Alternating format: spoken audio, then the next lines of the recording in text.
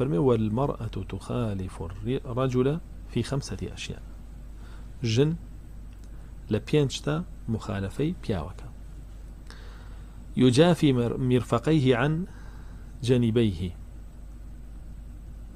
أنيشككاني دركا بودريكا لكاتي ركوع السجود، ويقل بطنه عن فخذيه في الركوع والسجود، ويجهر في موضع الجهر، وإذا نابه شيء في الصلاة سبح، وعورة الرجل ما بين سترته وركبته.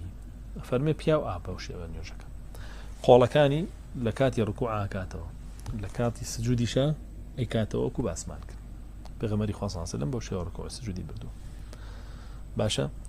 وسكي بوشيو برزك كاتو حتى بغمر صلى الله عليه وسلم كسجدي بردو سكي بر راني نكوتو دور بوليوي لا ركوع شابه من شيو.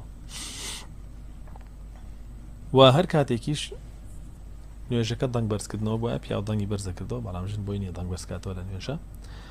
واگەر پیاویش هەڵە بکە پیا بۆی هەیە بڵێ سبحان الله، و عەورەتی پیاویش لە ئەژنۆیەوە تاوەکو کۆتایی ناوکێتی تا نزیکی سنگێتی. بەڵام فەرمێ والمرأة تضم بعضها إلى بعض. ئافرەت ئەبێ خۆی کۆکاتەوە، لە ڕکوع ئەبێ خۆی پشکۆلە بکاتەوە، لە سجودیش ئەبێ خۆی پشکۆلە بکاتەوە. وتخفض صوتها بحضرة الرجال الأجانب. ضني هل نابره أجر بياو آما دبولا نيوجك. وإذا نابه شيء في الصلاة صفقت أجر شتيكي لا نيوجك لبير بشيتو تصفيقك. وجميع بدن الحرة عورة إلا وجهها وكفيها، والأمة كالرجل. فرمي وجستي ئافرەتی ئازاد هەر هەمووی عەورەتە، نابێ هیچ شی لە دەرەوە بێ ئللا لەپی دەستەکانی و دەم و چاوی نەبێ، بێ هەمووی داپۆشرا بێ.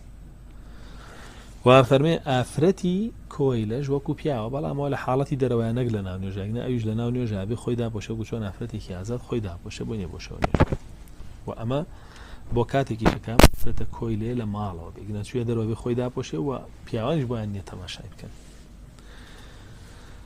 ئەم قسەی کە مؤلف هێناویەتی کە فەرمێ خۆی بچکۆلاکاتەوە و قۆڵی والێکات و ئەمانە، ئەمە لە حەسەنی بەسری و ئیبراهیمی نەخاعی و قەتادە و عەطائی کوڕی ڕەباحەوە هاتووە کە ئەفەرمێ إذا سجدت المرأة فلتضم إليها يديها وتضم بطنها وصدرها إلى فخذيها وتجتمع ما استطاعت ولا تجافي لكي لا ترفع عجيزتها. أفرمي حسني بصري كأويش قصي باولين إبراهيمي نخاعي وقتادة وعطائي كوري رباحي شفرمي أنا جن كسجدي برد باخوي كوب بكاتو أنيش ككاني كوب كاتو بوناو سكي كوب كاتو صنجيشي كوب كاتو لقل رانيا وسمتي شي برز نكاتو أبو شوا نيوجاكي بكا أو سيترا بو أو أم قصيش يعني بو كردوا لبروي زۆرێک لە فەرمودەکان فەرمانەکە بە ئافرەتان کە خۆیان سترکەن، ئاڵێن عمومی فەرمودەکان کە ستری تایە لە نوێژی شاگرێتەوە لە غەیری نوێژی شاگرێتەوە بۆ ئافرەتیگنا. ئیمامی بوخاری لە صحیحەکەی خۆیە لە بابی من السنة الجلوس في التشهد، دانیشتنی تەشەهود چۆنە لە سنەتە، ئەفەرمێ ئومو دەردا کەدا ئەنیش بۆ تەحیات وەکو پیاو دانیشت، یعنی افتراش و تەوەڕوکیشیە کرد.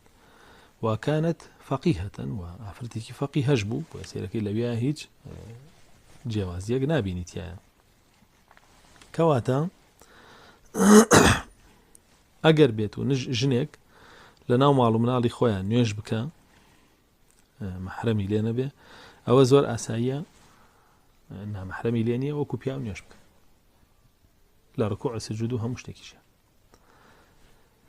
بلا مقر خلقي ليبو نامحرمێکی لێبوو ئەو وەختە ئەبێ وەکو ژنێک نوێژ بکە بۆ شێوە خۆی داپۆشێ لەبەر فەرمودەکانی پێغەمبەری خوا صلی الله عليه وسلم کە فەرموویەتی صلوا كما رأيتموني أصلي بۆ شێوە نوێژ بکەن کە منتان دیوە نوێژەکەم بۆیە ئەگەر ئیمکان هەبوو بۆ شێوە نوێژ بکە باشترە. ئەمە ئەو بابەش کە مؤلف هێنابووی